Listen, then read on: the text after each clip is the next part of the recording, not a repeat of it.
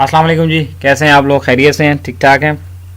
सबसे पहले तो आपको नया साल मुबारक हो and I wish and I pray may this 2018 bring a lot of joy, happiness and countless blessing in your lives and the people living around you. अच्छा जी, आज से भी हमने कुछ अर्सा से एक सीरीज़ का सिलसिला शुरू किया है जिसमें हम एक्सप्लेन करते हैं कोई एक सब्जेक्ट इन वन लेक्चर। इससे पहले एक वीडियो मैंने डाली थी, वो थी managerial economics in one lecture. So and this is now strategic management in one lecture. I mean इस तरह की वीडियोस का, ये सीरीज़ का क्या मकसद है? उसका सिर्फ एक ही मकसद है कि जो भी जिस सब्जेक्ट पे बनाई जाए उसके बारे में जो उसका जो मेन क्रक्स है, जो उसकी मेन एसेंस है, वो आपको 5-10 मिनट में बता दिया जाए, ताकि अगर वो सब्जेक्ट आप पढ़ने जा रहे हैं तो एटलीस्ट आपको ये आइडिया हो जाए कि ये सब्जेक्ट क्या है and what is it all about, ये किस चीज़ के बारे में है और इसमें आप क्या सीखने जा रहे हैं। Obviously this is not the replacement of the entire book, और ना ही ये सब्जेक्ट का पूरा रिप्लेसमेंट है।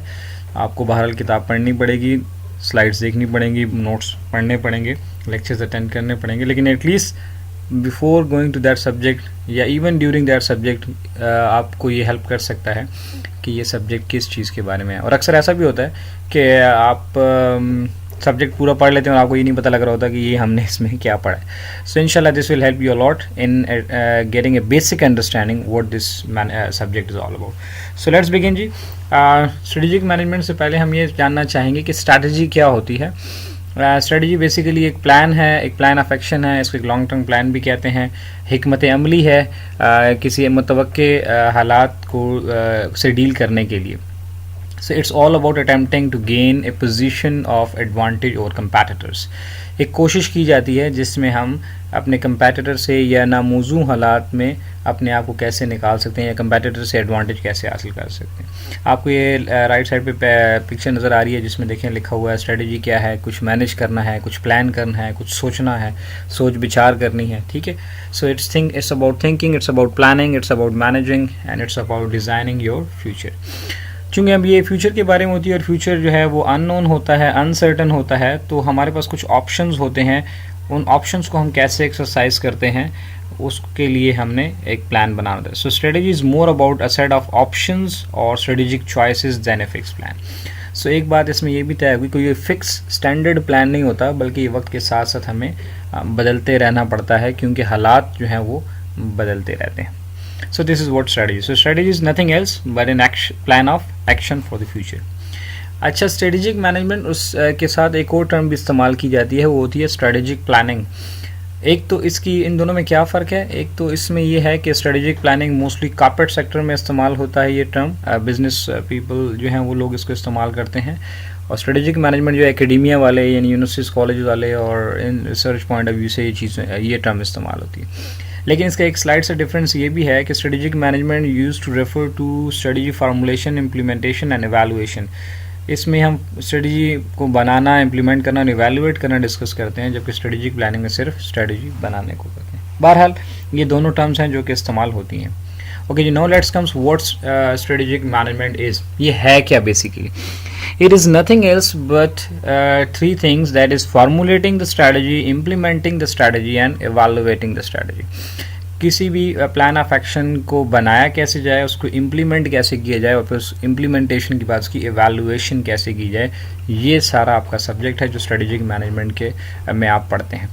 क्या करना है आपने? इसमें 3 काम करने होते हैं जी। स्ट्रेटेजी कैसे बनानी है, उसको फिर इम्प्लीमेंट कैसे करना है और एवेलुएट कैसे करना है। So let's discuss these 3 things one by one, ताकि हमें समझ आए कि स्ट्रेटेजिक फार्मूलेशन में हम क्या करते हैं। स्ट्रेटेजिक फार्मूलेशन में क्या करते हैं जी? It includes developing a mission and vision, identifying an organisation external opportunities and threats, determining internal external weaknesses, establishing long term plan. ये सारे काम हैं जो हम स्ट्रैटेजिक फार्मूलेशन में करते हैं, स्ट्रेटजी फार्मूलेशन में करते हैं। क्या करते हैं? सबसे पहले हम विजन बनाते हैं। विजन क्या है जी?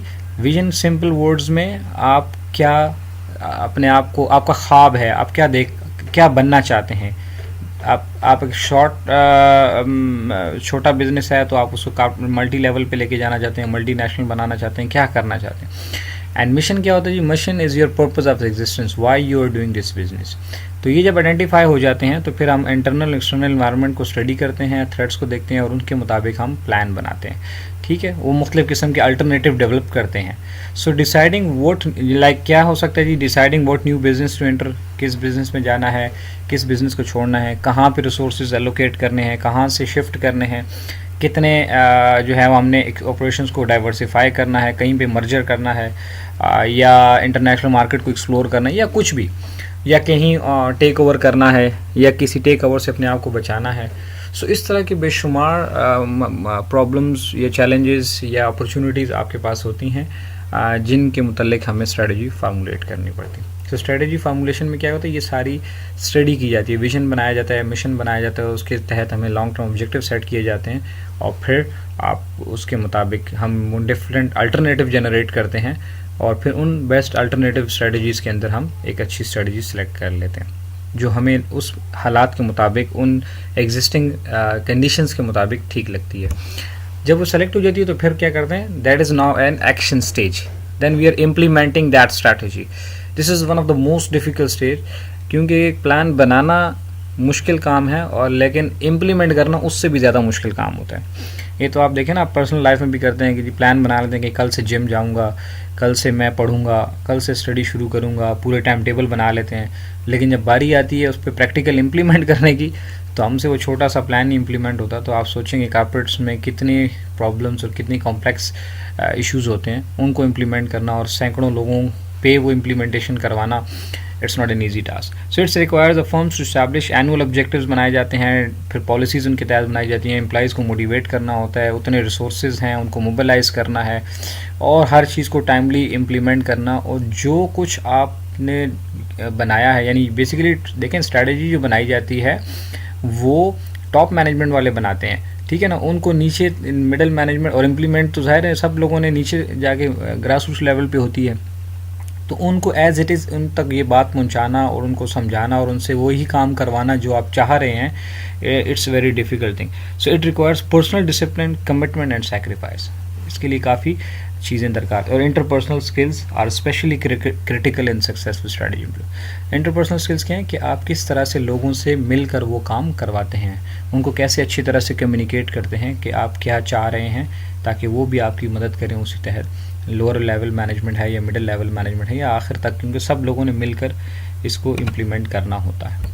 Once it's implemented it's not the job is done but now the job is started. In fact कि अब जो स्ट्रेटजी आपने इम्प्लीमेंट की है हम ये देखना चाहते हैं कि आया वो डिज़ायर्ड रिजल्ट जनरेट कर भी रही है कि नहीं, आया उसमें कोई डिविएशन तो नहीं आ गई है, हमने क्या प्लान किया था उसको जब इम्प्लीमेंट किया तो आया वो उस प्लान के मुताबिक इम्प्लीमेंटेशन हो रही है, अगर हुई है तो क्या उससे वही रिजल्ट आ रहे हैं जो हमें एक्सपेक्ट किए थे।